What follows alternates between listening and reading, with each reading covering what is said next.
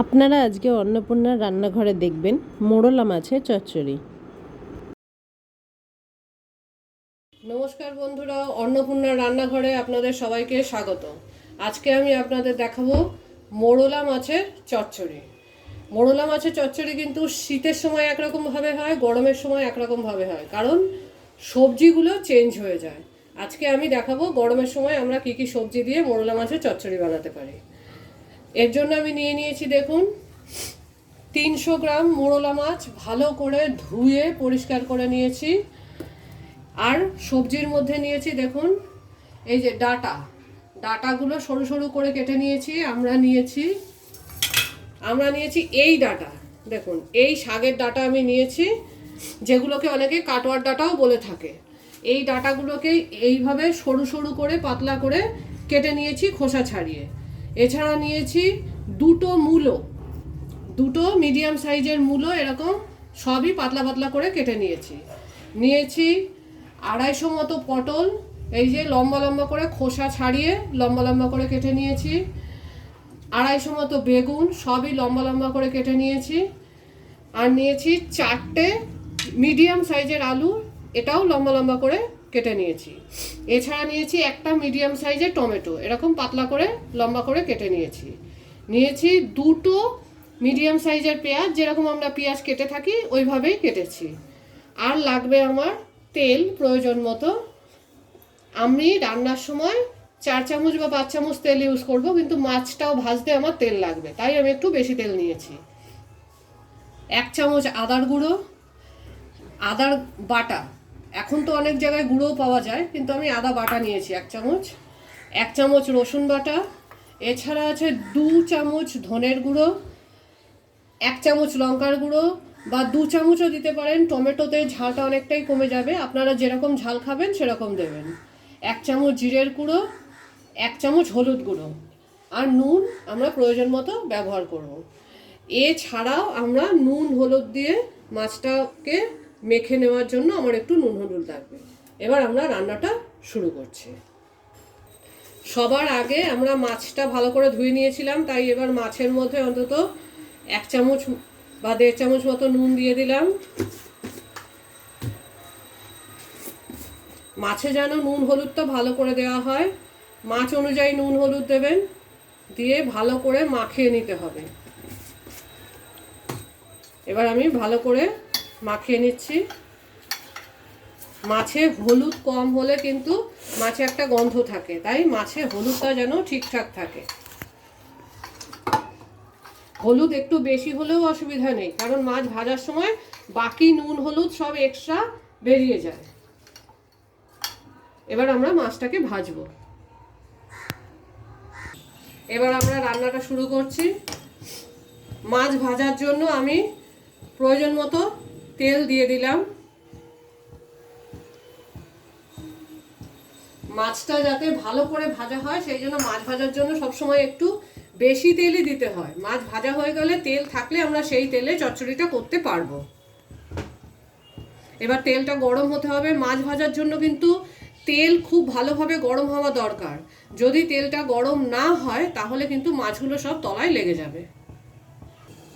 দেখুন, আমার তেলটা কিন্তু খুব ভালোভাবে গরম হয়ে গেছে, ধোঁয়া বেরোচ্ছে। এইবার আমি মাছগুলোকে ছেড়ে দেবো।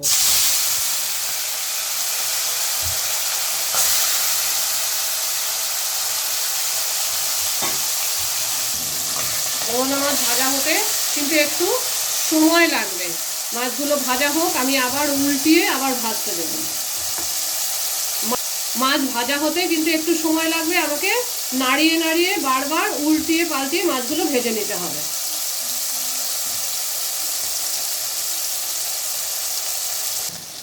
দেখুন, মাছগুলো এইভাবে নেড়ে ভেজে নিতে হবে, একটু নেড়ে দিতে হবে, নেড়ে নেড়ে ভেজে নিতে হবে। মোরলা মাছ ভাজা হতে একটু সময় লাগে, পুরো খড়খড়ে করে ভেজে নেব আমি।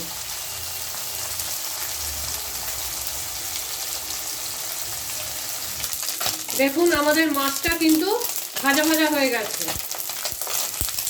এবার আমি মাছগুলোকে তুলে একটা আলাদা জায়গায় রেখে দেবো। গ্যাসটা একটু কমিয়ে নিলাম মাছটা তোলার জন্য।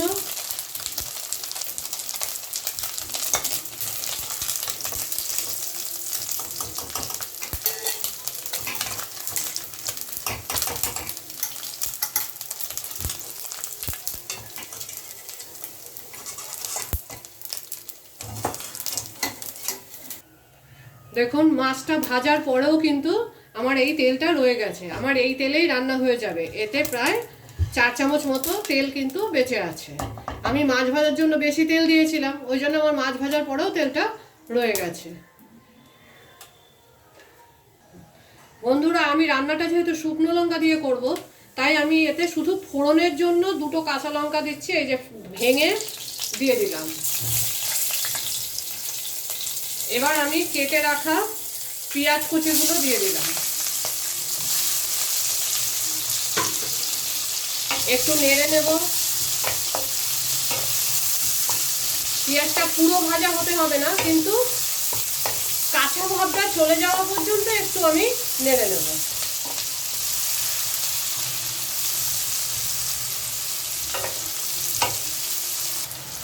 দেখুন পেঁয়াজের কাঁচা ভাবটা চলে গেছে, পেঁয়াজগুলো সব ফুলেও গেছে, মনে হচ্ছে একটু ভাজা ভাজা হয়েছে। এইবার আমি শক্ত সবজি যেগুলো সেদ্ধ হতে সময় লাগে, যেরকম ডাঁটা দিয়ে দিলাম, মূলো দিয়ে দিলাম। এই সবজিগুলো সেদ্ধ হতে সময় লাগে, তাই এগুলো একটু আগে দিতে হবে। আর যেগুলো নরম সবজি সেগুলো পরে দিতে হবে, না হলে নরম সবজিগুলো গলে গিয়ে চচ্চড়িটা পুরো ঘেটে যাবে।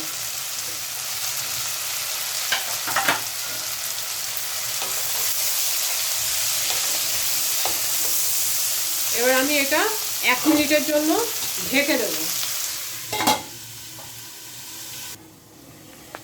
এবার আমি খুলে দেখছি।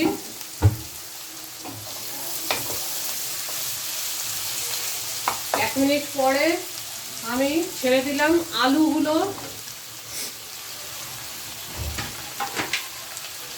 এবং পটলগুলো। বেগুনটা আমি শেষে দেব, কারণ বেগুন হতে একদমই সময় লাগে না। এবার ভালো করে নেড়ে দেব।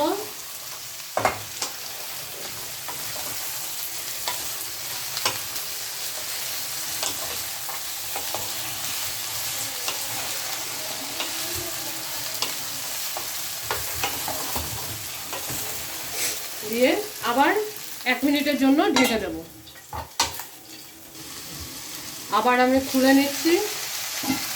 দেখুন সবজিগুলো কিন্তু একটু কাঁচা ভাব চলে গেছে, নরম হয়ে এসেছে। এবার আমি এটা দিয়ে দেবো আমার বাকি রয়েছে যা বেগুনগুলো।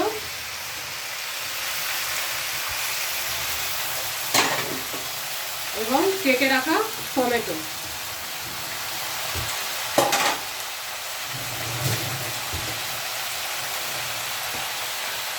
আবার ভালো করে নাড়িয়ে নেব।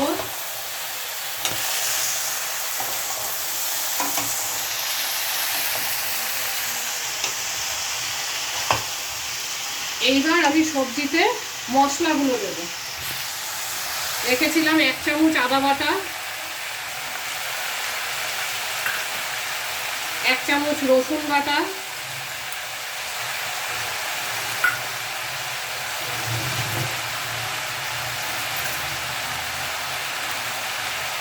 2 চামচ ধনের গুঁড়ো,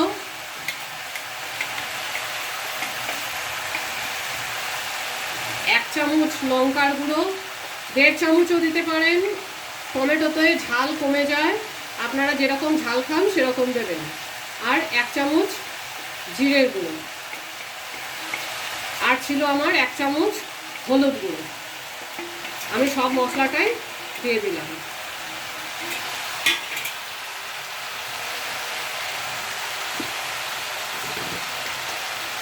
আমার মাছে একটু নুন আছে, তাই আমি নুনটা 1 চামচই দিলাম।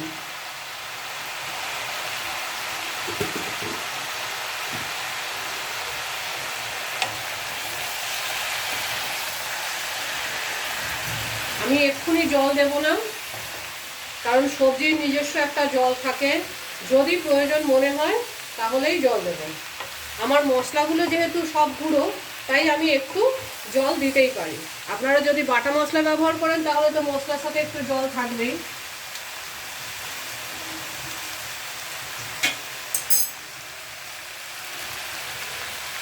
আমি অল্প একটু জল দিয়ে দিলাম।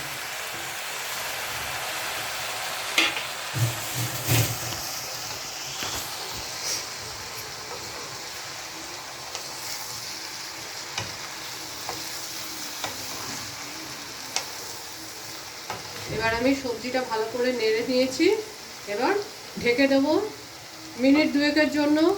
এটা হতে কিন্তু সময় লাগবে। আমি 2-3 মিনিট পর পর এটাকে খুলে খুলে নাড়বো যতক্ষণ না সবজিগুলো নরম হয়ে যাবে।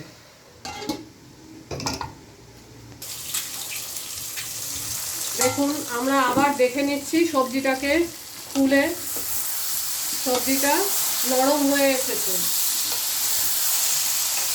এবং সবজি দিয়ে তেলও বের হওয়া শুরু হয়ে গেছে। সবজিটা নরম হয়ে এসেছে আমার। এবার আমি এতে ভেজে রাখা মাছগুলোকে দিয়ে দেবো।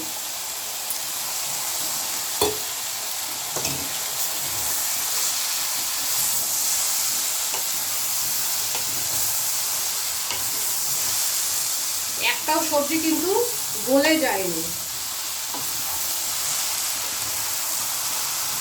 গ্যাসটা আমার মিডিয়াম করে দেবো যাতে তলায় লেগে না যায়।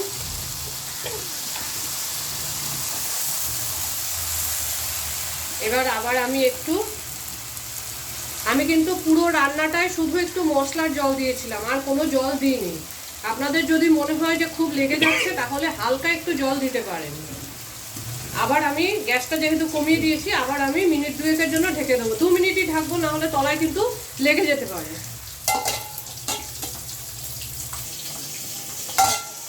দেখুন আমাদের চচ্চড়ি কিন্তু হয়ে গেছে, হয়ে এসেছে, একদম নরম হয়ে গেছে, মাছগুলোও মিশে গেছে,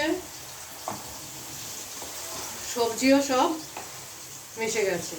বারবারই বলছি আমি জল দিইনি, একটু মশলার জল দিয়েছি। কিন্তু আপনাদের যদি মনে হয় তাহলে আপনারা হাফ কাপ মতো জল দিতে পারেন, সবজি যদি সেদ্ধ না হয়। কিন্তু বেশি জল দিলে সবজিগুলো সব গলে যাবে। এবার আমি এতে 1 চামচ মতো চিনি দিয়ে দেবো। যে কোনো শাক বা চচ্চড়িতে একটু চিনি দিলে তার টেস্ট ভালো হয়।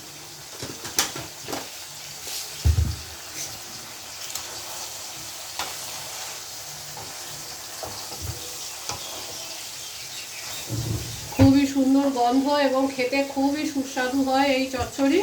আপনারা বানাবেন এবং গরম গরম ভাতের সাথে বা রুটির সাথেও খেতে কিন্তু বেশ ভালো লাগে এই চচ্চড়ি। চিনিটা দিয়েছি তাই আমি আর 1 মিনিটের জন্য ঢাকবো শুধু। দেখুন আমাদের চচ্চড়ি রেডি, খাওয়ার জন্য একদম রেডি আমাদের চচ্চড়ি। এবার আমরা এটা গরম গরম ভাত বা রুটির সাথে সার্ভ করব। আমি গ্যাসটা নিভিয়ে দিয়েছি, আমাদের চচ্চড়ি রেডি।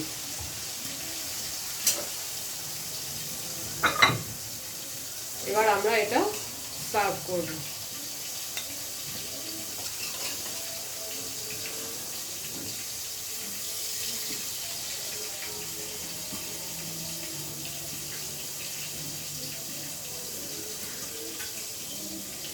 দেখুন আমাদের চুনো মাছের চচ্চড়ি বা মোরলা মাছের চচ্চড়ি তৈরি হয়ে গেছে। গরম গরম ভাত বা রুটির সাথে আপনারা খেতে পারেন।